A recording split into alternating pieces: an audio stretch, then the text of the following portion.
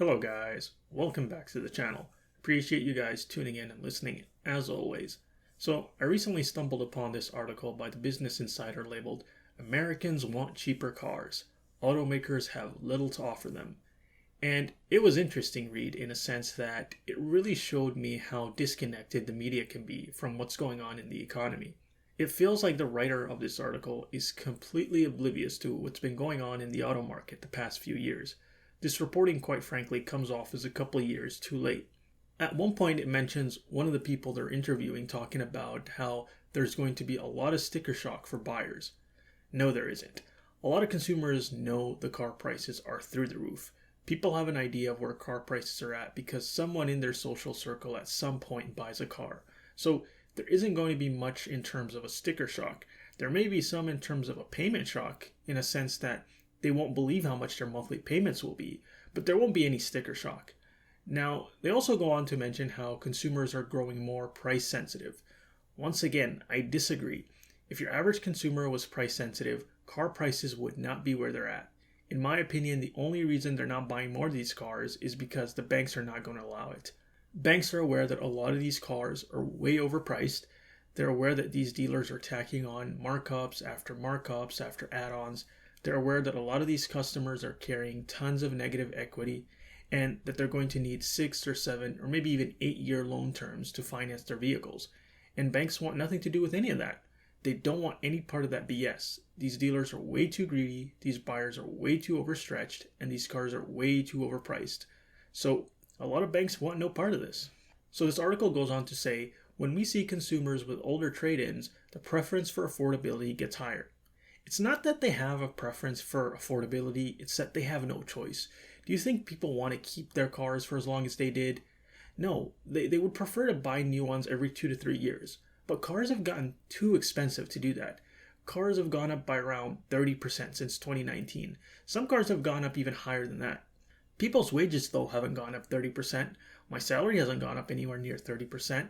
Our bills and groceries may have gone up close to that. I know mine's have, but not our income.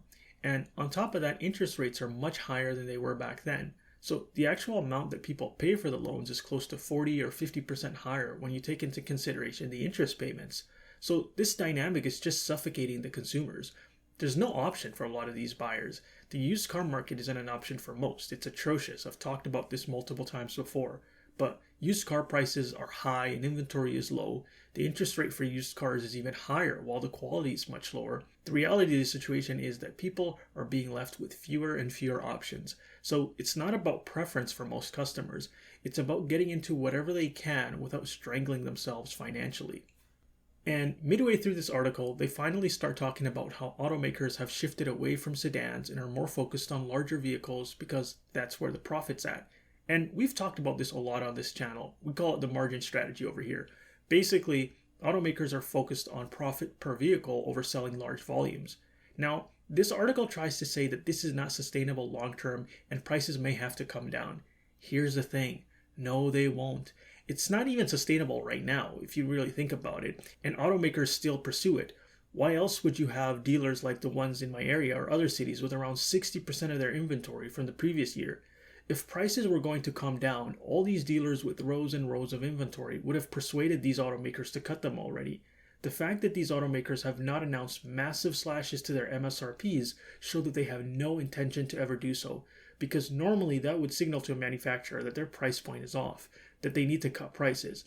Not these automakers, however. Instead, they're planning on cutting production to lower the total inventory. You see, they're not going to cut prices to reflect what the average person can afford. They will cut production to match the amount of people who can afford their prices. Let me repeat that again. They're not going to cut prices to reflect what the average person can afford, but instead cut production to match the smaller pool of people that can afford these cars. That's what the automakers will do. That's what they're already doing. A lot of dealers won't like it, neither will our customers. And in a few months from now, you'll have another oblivious article on these news websites that'll talk about these automakers cutting inventory, and they'll be surprised that these greedy companies won't just cut prices. But it is what it is. But this is the situation we're currently in, with a lot of the media in complete oblivion into how much of a greed-ridden, junk quality-ridden, recall-ridden environment the car market has become. It's an ugly situation and they have no idea. But let me know what you guys think of this article. Links to it will be in the description below. And as always, if you enjoyed this, please click like and subscribe. See you guys in the next one.